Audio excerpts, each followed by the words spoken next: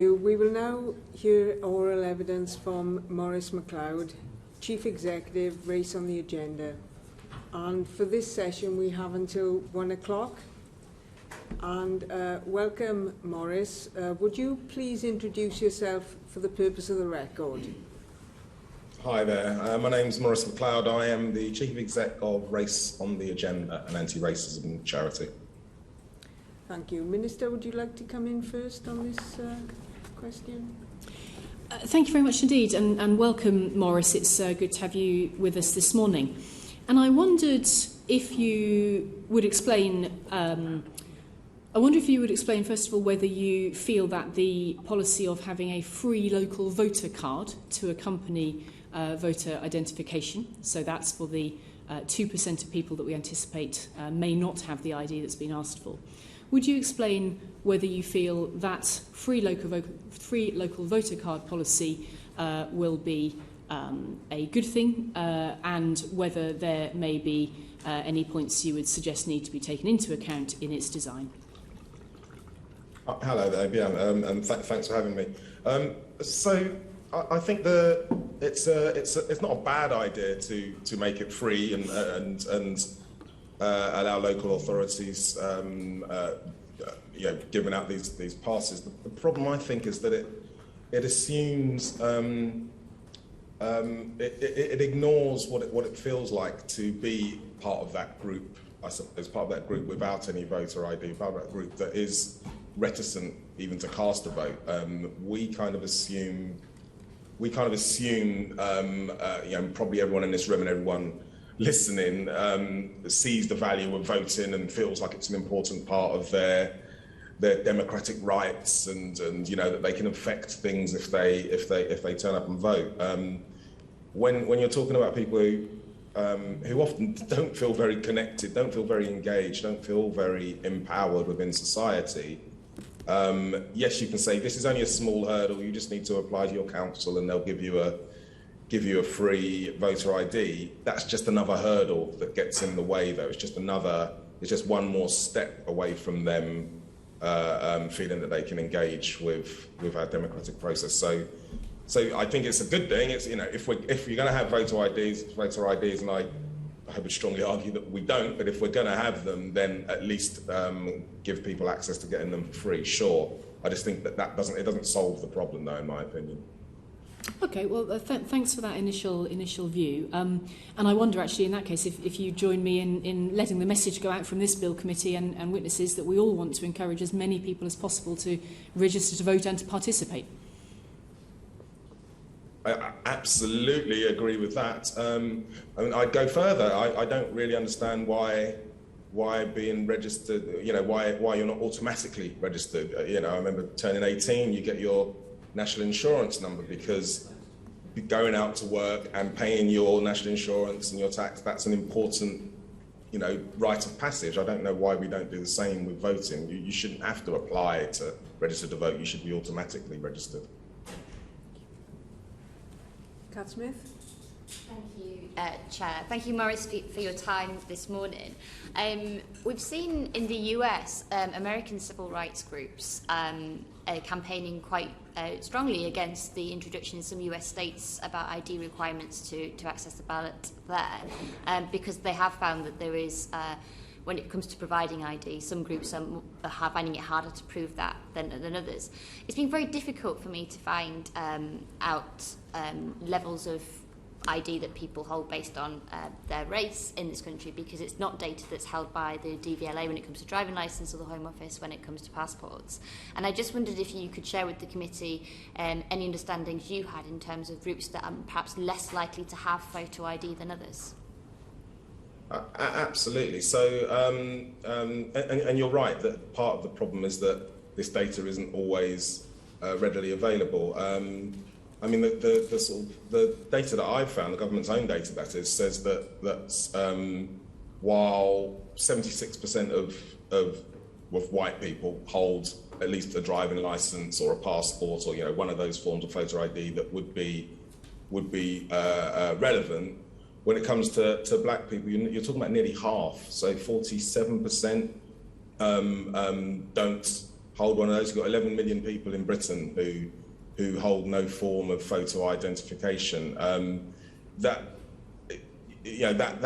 drastically, as we've been saying, that drastically discourages people from voting. You're adding in this unnecessary extra burden on people that we want to turn out and vote.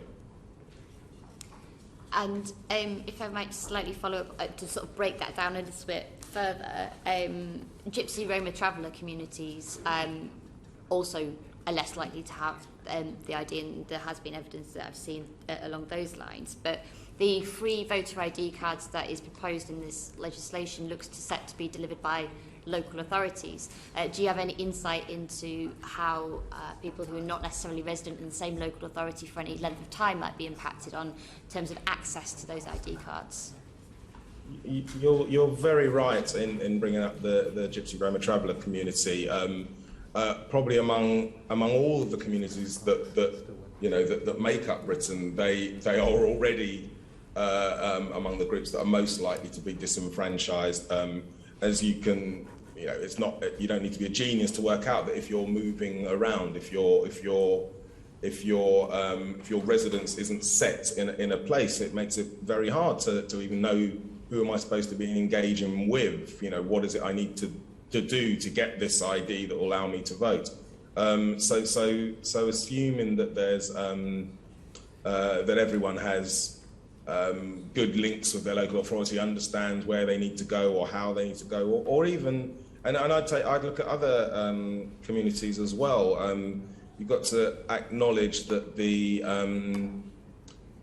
sort of slightly hostile way that we've dealt with migration recently means that there's a lot of nervousness among some communities, even of people that are perfectly legal and are allowed to be here. There's a nervousness sometimes about engaging with the authorities on anything other than something that you consider essential. And sadly, for a lot of people, voting isn't something that they consider essential.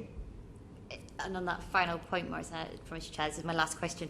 You've alluded there to the hostile environment and a nervousness to engage with what's seen as an establishment. Do you think that the requirement to show voter ID will either increase voter participation amongst black voters or decrease participation? Without a doubt, I believe it will decrease participation. There's already a problem with getting people from minority communities to even register to vote. So saying, right, you've got to register to vote, and now you need to go and find, some form of voter ID to, as has been said, to solve a problem that I'm not really sure anyone thinks exists. So, the impact of this, it's very hard to see the impact of this being anything other than voter suppression within those groups. There's certainly not any suggestion that this will increase voter turnout. I can't see how you'd even make that argument. Thank you so much for your time. Thank you. Paul Bristow? Thank you, Chair. Maurice, nice to talk to you, and thank you for coming to the committee. I note that you're a Labour councillor in Battersea and a self-confessed Corbynite, and previously described the government as diluting rights, denying racism, delegitimising protest and diminishing voter turnout. And then you added, anyone who doesn't see a concerted campaign at work here simply isn't looking. What is that concerted campaign? Okay, I'm sorry to say, I feel if you look to, we've had mention of what happened in America with voter suppression and the sort of methods that some parts of the political machine over there have gone through, and the fights to pull back the other way. I think that there is a concerted effort, one, to instill the idea that our voting system isn't secure, that there's loads of fraud, that there's loads of people doing something dodgy, that people are cheating, which, as I've said, I don't really see much evidence of that. I think that our voting system is pretty trusted and pretty robust. So one, there's this idea of bringing in a measure, because when you bring in a measure in Parliament, you think, oh right, there must be a reason that they're doing this. It's because there's loads of fraud. So it sort of, I would argue, undermines faith and trust in our democracy. But also, as I've said, it just puts an extra barrier into groups that maybe some parts of the political establishment don't think will turn out for them, or don't think are particularly strong supporters of them. You know, if those people don't turn up and vote, then, you know, is that such a bad deal? I think is what maybe some people behind this are thinking. So when I said a concerted effort, yeah, that's the stuff I mean.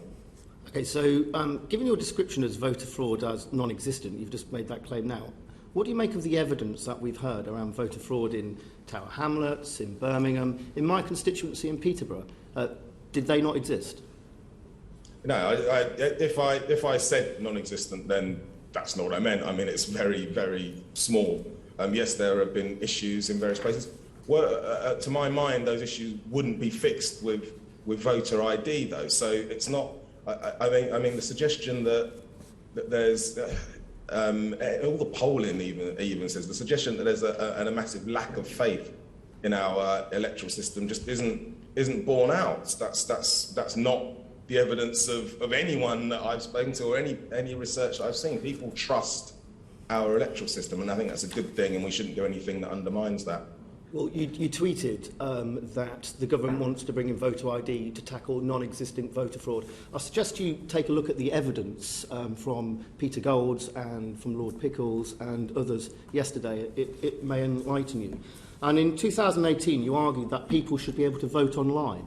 You then dismissed one social media user's comment about fraud by saying, sure, I understand the security risks, but they are no greater than the risks of postal voting or even voting in person.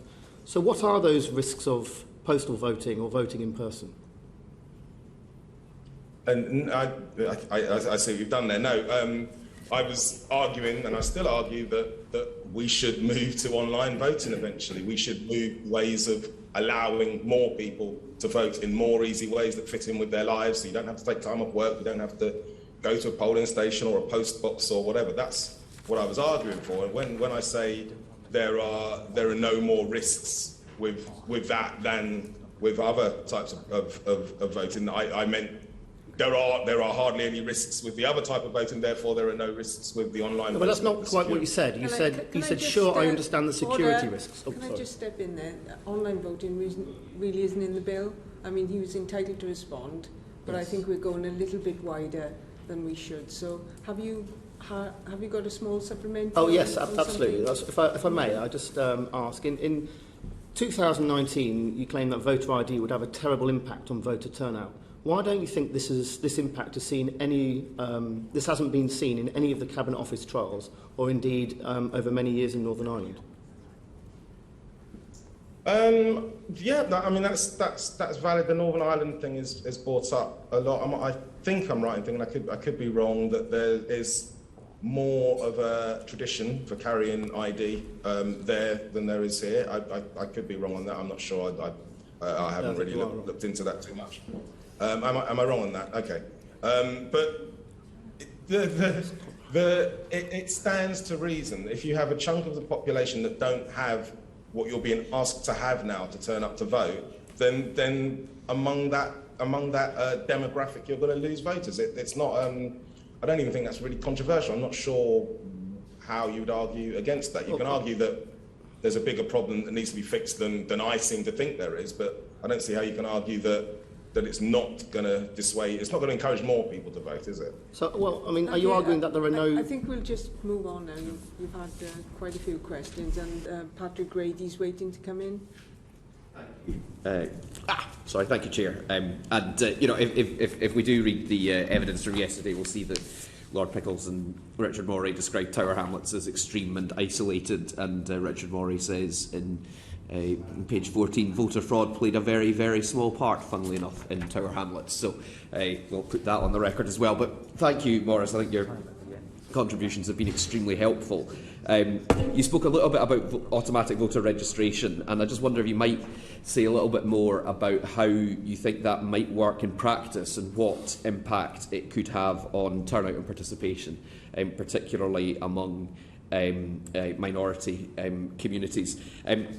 I wonder if you could also say something about access to postal voting among minority communities, and what impact that has, and whether that helps or hinders turnout and participation and engagement. And in Scotland, we've just recently extended the franchise for the Scottish Parliament elections to pretty much everyone with settled status, including EU nationals and people with settled refugee status. And I wonder if you might reflect on whether there's any lessons that might be learned from that, particularly in terms of a message it might send about to counteract some of what you've described as the hostile environment, and how it might make it clear that everyone is welcome and everyone ought to participate in the democratic system. Okay, yeah, I'll try. Sorry, I wasn't writing those down. I'll try to remember those three. So the first was about how automatic registration could happen, and I think that's what I'm certainly not a techie, so there's no way I will be able to describe what the functions would be to make sure that goes out. But as I said, the same process that issues a national insurance number, the same process that says you are now this age, you are British citizen or whatever, therefore you can work and pay taxes, should also say therefore you can now vote. And there should be, I also send out some information with that, sort of saying yes, you're congratulations, you're 18. It's like a coming of you can argue whether the voting age should be younger, but it should be like a rite of passage. You are now an adult in our society. You are now, you now have this right to have a say in how we are run as a country. I think that would send a really strong message rather than having to apply. I mean, one of my fears really about when I've seen this bill coming through is that the people who will be most impacted by it, the people that really will be excluded from having a say, are probably the people who are less able and probably less keen to even talk about it. It's not something that they're bothered about. They don't vote, and so they don't vote. It's not that they're not going to be marching on Parliament demanding a vote that they don't use anyway. So it's kind of what you end up is arguing on people's behalf. I can't remember the second part of your question. So part was about voter registration. About automatic registration. Yeah. Sorry. And about extending. Sorry. Yeah, I'd asked a little bit about how postal voting helps with participation and turnout in minority communities, and then about expanding the franchise. But I wonder if you might reflect, just picking up on what you'd said there, because it kind of it sort of related to some of what was discussed yesterday as well. Is there something about civic education and awareness raising about the importance of participation in our democratic systems among minority communities that might also help in terms of increasing turnout and increasing participation? Absolutely, yeah, absolutely. I think that we should do loads more, not just for minority communities, for all communities. It should be learning how your country works and how you get involved in it and how you change things if you feel like they need to be changed. That should be sort of among the most important things we're taught growing up in this society. Instead, it's sort of seen as a bit of a fringe subject, or let's not talk about politics because it might get too political and then we might be accused of being one way or the other. Instead of having this real, love for democracy and love for, instilling this idea, and you as an individual have a say in the country that you run. That's really important, and I don't feel like we do anywhere near enough of that. So anything that increased that sort of knowledge among the public of how do you change things? What's a councillor? What's who's an MP? What's an assembly member? What do these things mean? Who does what? Most of us don't know this stuff. Most of us in this room might do, but most people out there don't know this stuff, and anything that improves that would be great. And in terms of, I'm trying to remember the other bits, extending the mandate. So I personally am of the opinion that anyone who is resident here should have a say in what goes on here. Anyone that lives and works and whatever and exists in our society should have a say in what goes on here. I'd extend that in ways that probably would be quite tricky to do, and I think prisoners should have a say. I think lots of people should have a say, but certainly residents within the country should. The mandate, in my opinion, should be extended to those people. And the other thing you said was about postal voting. I haven't got any evidence as to whether it particularly has an impact on black and minority ethnic people. But what I do know is that giving people the ability to, you get a longer window when you have a postal vote. So again, giving people the ability to go down and post their vote in the middle of the night or whenever they want to fit in with their lives. We all live these piecemeal, slightly precarious sometimes lives, and we've got responsibilities, and you can't always say, right, I'm going to go down on a Thursday and have, queue up if I need to and have my vote, because you might need to be at work, you might need to drop off your kids. Just allowing people to vote in that way is massively beneficial. Okay. Thank you. Thank you. Right, I've got Tom Randall, followed by Fleur Anderson, Kate Holland and Jerome Mayhew. And if there's time at the end, Paul Bristow, I'll bring you back in. Thank you, Chair. Mr Mcleod, good afternoon. I just wondered if I could just clarify a couple of points. Because you said in your evidence earlier that you'd seen stuff. You're here as the chief executive of a charity, Race on the Agenda. Race on the Agenda hasn't commissioned any research into this matter at all. No, it hasn't. No. So there's no sort of primary evidence that you've got about participation. You're just commenting on stuff that you've seen in the press or elsewhere. Absolutely. I'm not claiming this is based on any specific research that ROTA, that's my organisation, that we've done. There is an amount of research out there, I guess. Sure. We heard some evidence yesterday about voter fraud where it has occurred, and we've heard evidence from Tower Hamlets, as we've discussed, and Slough, and inner city Birmingham, where it's occurred. These are places which tend to have higher non-white populations than other places. Would you agree that the biggest victim of voter fraud are ethnic and minority people? I'd argue it's all of us. If there's anything going wrong with our electoral system, we all suffer. We might end up with a government that we don't want, or a local authority that didn't actually win the vote. So we all suffer if there's voter fraud. Yeah.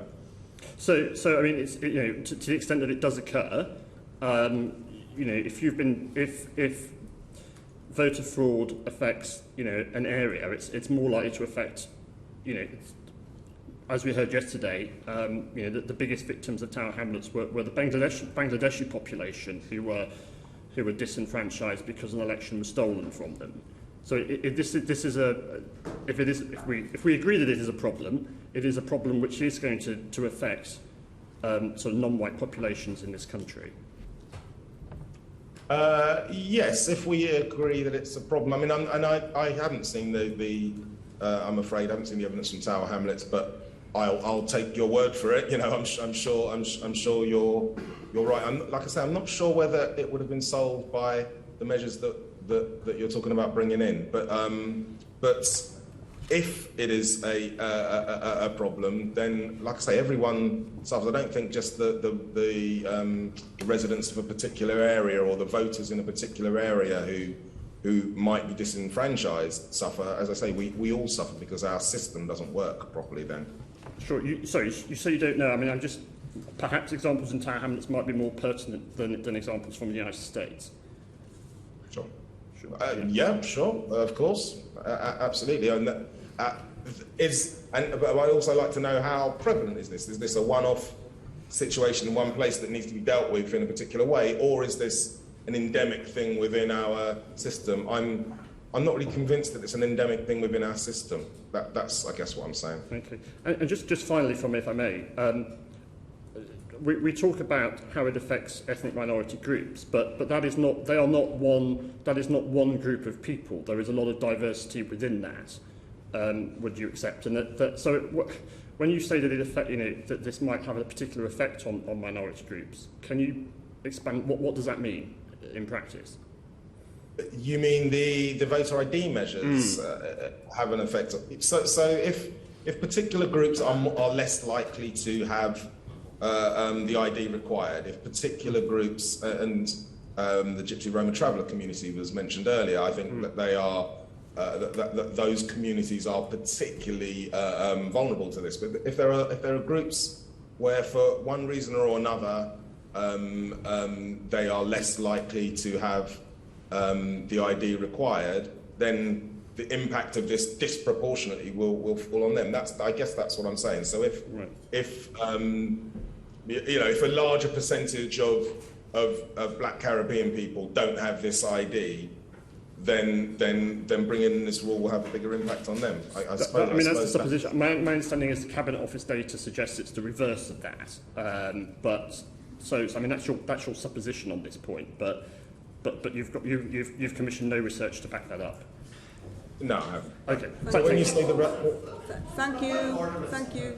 Point of order, Chair. Can I just confirm that witnesses have been invited to speak to this committee on the basis of their experience, and there's no requirement or expectation that any of the witnesses that are appearing in front of us today or yesterday have to be able to back up the evidence that they're giving us with primary sourced research evidence. We've not asked any other witness to detail the evidential base. They're being asked. We're entitled to ask questions, and they're entitled to respond to us on the basis of their experience. Can I confirm that, please? Yeah, thank you, Mr. Grady. The witnesses have been invited to give evidence on the basis of their experience. They don't have to have any research done in backup of that. And we're very grateful that the witnesses have agreed to come along and give evidence. So I think that we should be, grateful for that. Is it not the purpose of this committee to scrutinise any evidence that's given to us, regardless of whether it's backed up by data or not? Yes, it's perfectly proper to ask any questions you want to, but I was just clarifying that it's not necessary for the witness to be backed up by research. But it is appropriate for us to push back if we don't agree. Of course, yeah, you can ask scrutinising relevant questions. Fleur Anderson. Thank you. Good afternoon, Maurice. Thank you for coming to speak to the committee. I just wanted to ask a bit more about, you said earlier this doesn't solve the problem. Is there anything you could say about things that would solve the problem that you see about a lack or lower voting numbers for the black community? And also, just for the record, there was only one trial of actually the ID pilot scheme in the format that's being put in this bill, and that was in Woking, which has an 84% white population. So maybe you could say that the government also doesn't have the primary evidence that is needed. But if the bill does go ahead in this way and ID cards are expected, is there any other measures you would say that could mitigate against the potential for suppression? So what would need to be put in place from your experience of working with the black community on increasing voting that would actually make this less of a bad deal? Yeah, so thank you.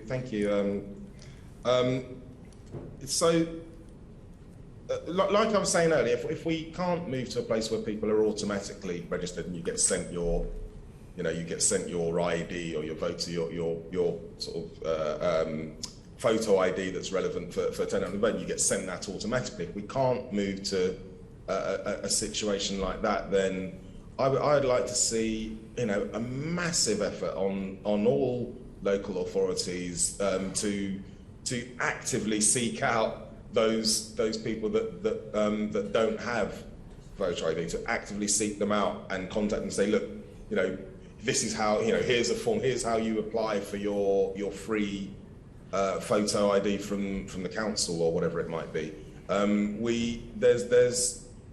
like I was saying earlier, I don't think it's enough just to go, oh, well, if people want it, they'll, it's easy enough for them to go on this website, or it's easy enough for them to turn up at the town hall and ask for this stuff. Yeah, it's easy for us because we want those things. We want our vote. We see the value in it. I think that so much more needs to be done to, and to be honest, it's bigger than just getting people voter ID cards. It's making our democracy transparent. It's making it easy to engage with your local authority, with your MP, with your whoever, your assembly member. It's making all of those paths much clearer and simpler to use than they currently are.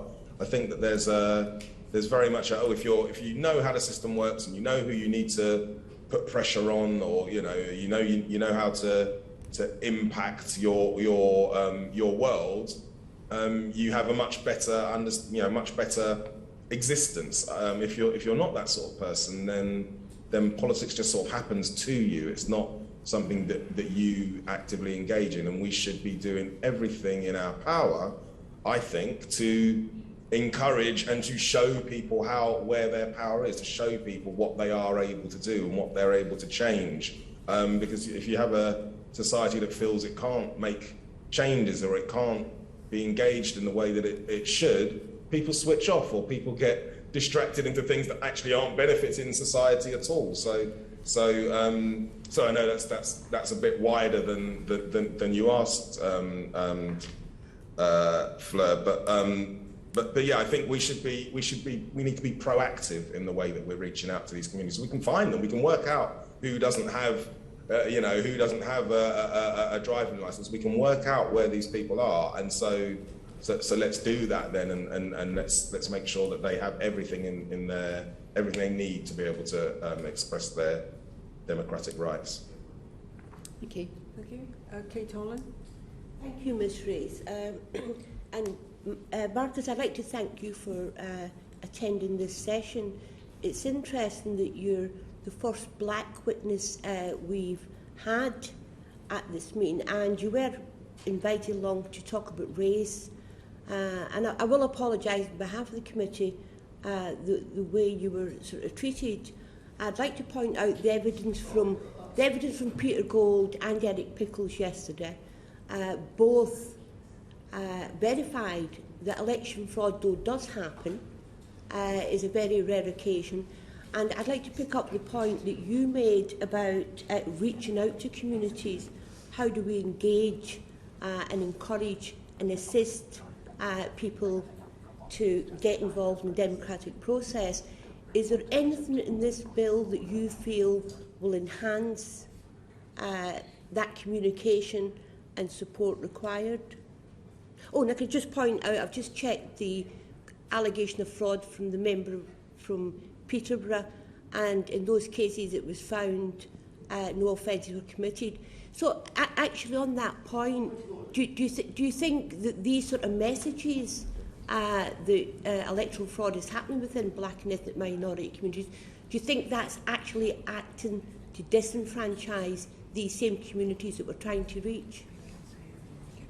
Really, sadly, I think it does, whether deliberately or not, and I think always lean on the side of good faith. But if you say things like, "Oh, there's very serious electoral fraud," and it happens in areas where there are lots of black and Asian people, it's not a massive leap in people's minds, at least, to go, okay, so black and Asian people are somehow doing electoral fraud. That's what we're clamping down on. We're stopping people from doing something dodgy to our process. That's exactly the sort of alienating message that ends up with people going, well, I'm not interested in any of that stuff. All that politics stuff, it's got nothing to do with me.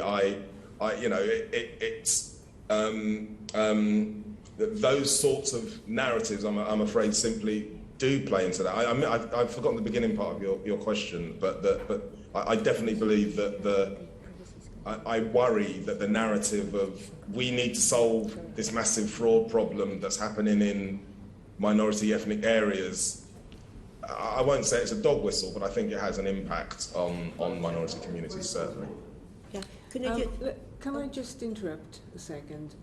I don't really want to go down the road of more points of order, and the committee's becoming quite agitated. We're against the clock. Perhaps if there's anything you'd like to raise, we could raise it after the witness has left. Would that be content of the committee? Are the committee content with that? Because we're against the clock, and I have some more members who'd like to come in. Noting that myself and the member for Gedling it's been implied that somehow we were unreasonable in our questioning, and that may be because the witness comes from an ethnic minority. I just think it's perfectly legitimate to place on record that that is not the case. Our questioning was perfectly in order, and I find it quite insulting that the honourable member from Blackburn would even suggest such a thing. Well, can we just leave it there, please? Your comments are on the record now, and I think we need to move ahead and take more questions. But your point is noted. Thank you, Ms. Race. Marcus, a final question from me is ladies turning up to polling stations with face coverings on is going to require a lot more female staff in polling stations. How do you think that can actually be managed, and how can we reassure communities that they'll have the facilities and the staff that's required? Yeah, that's very hard, and it's a really good point you make.